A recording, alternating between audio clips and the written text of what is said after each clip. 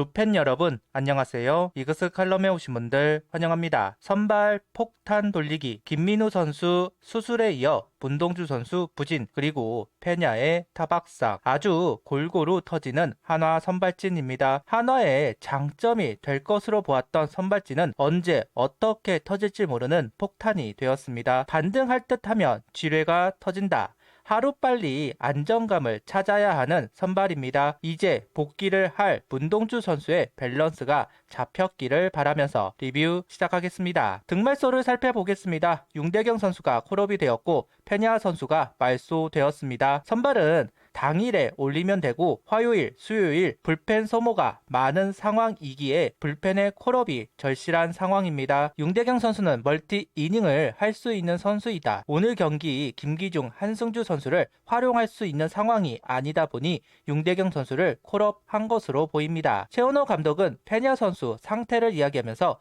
골절이 있지는 않아 같이 동행하면서 상태를 지켜볼 것이다. 정상적인 피칭을 하는 것을 지켜봐야 경기 스케줄을 잡을 것 같다.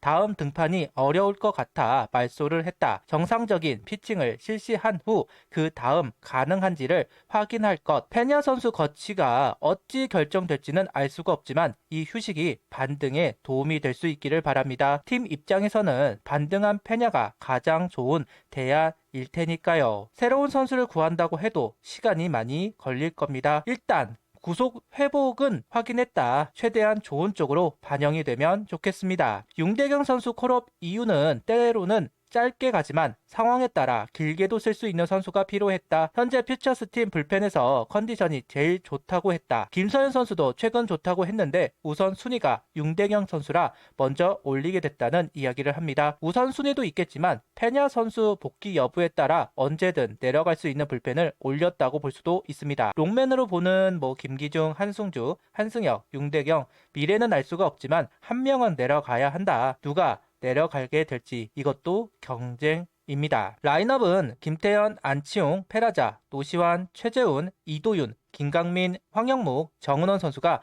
스타팅 라인업을 구성합니다. 안치홍 선수 2번을 계속해서 고집을 하고 있습니다. 연결이 되지도 않고 계속 끊어지고 있지만 바꿀 의지는 보이지가 않습니다.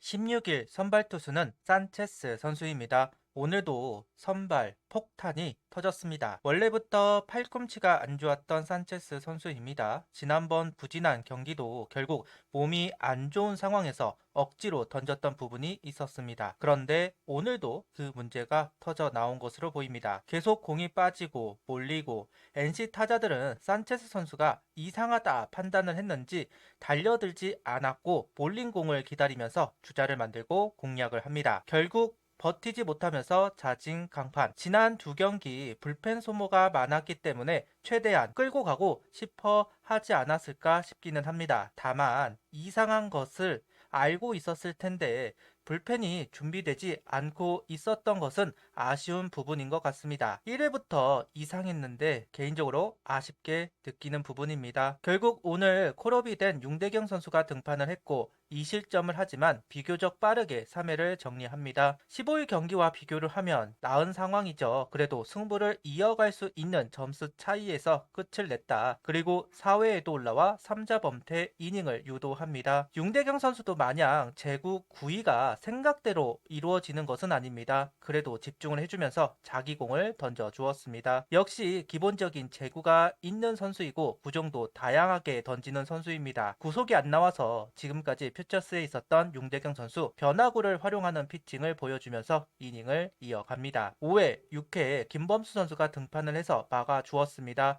올 시즌 김범수 선수 투구 중 가장 좋은 모습을 보여준 것이 아닌가 하는 생각을 해봅니다. 다만 특이한 건 투아웃을 잡아두고 볼넷으로 출루시키는 장면이 계속되고 있는 건 참 실수를 만들게 하고 있는 것 같습니다. 집중력이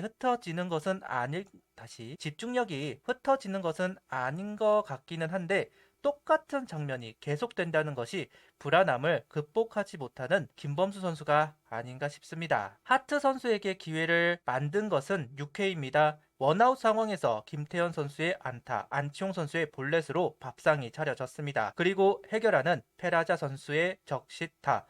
이후 노시안 선수 땅볼에 또 한 점이 들어왔습니다. 하트 선수가 주자가 있을 때 없을 때 차이가 납니다. 23시즌 산체스 선수가 이런 투구를 보여주었죠. 오늘 득점권에 선수가 포진되자마자 점수가 만들어졌습니다. 단번에 동점은 아니지만 그래도 따라가는 한화 타선입니다. 하트 선수도 올 시즌 한화전 첫 등판입니다. 위력적인 공을 던지는 선수이다 말할 수는 없습니다. 다만 제구가 안정이 되어 있고 변화구가 다양하다. 각도도 변화무쌍한 공을 던져주고 있습니다. 잘 맞는 공들이 모두 야수 정면으로 흘렀다는 것이 좀 아쉽기는 하지만 결과적으로는 끌려다니는 모양새가 만들어지면서 하트 선수는 호투를 했습니다. 7회는 장시현 선수, 8회는 김기현 선수가 올라와 공을 던졌고 호투를 보여주었습니다.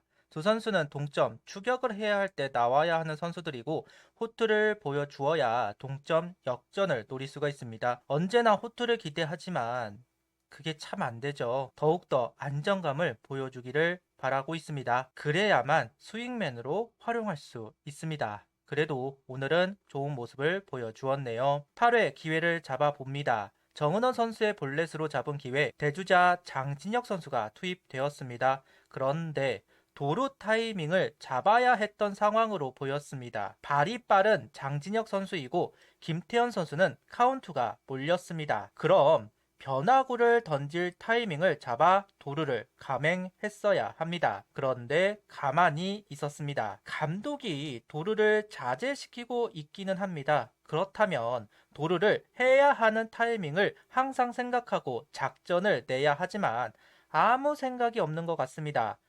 그럼 선수에게 그린라이트를 부여하던가 발빠른 얘 투입시키고 뭐 하는지 모르겠네요. 안치홍 선수가 이번에도 볼넷으로 걸어 나갔고 페라자 선수의 적시타가 만들어졌습니다. 그리고 노시안 선수는 이번에도 땅볼, 하지만 야수 정면으로 가면서 홈으로 투구, 아웃이 되었습니다.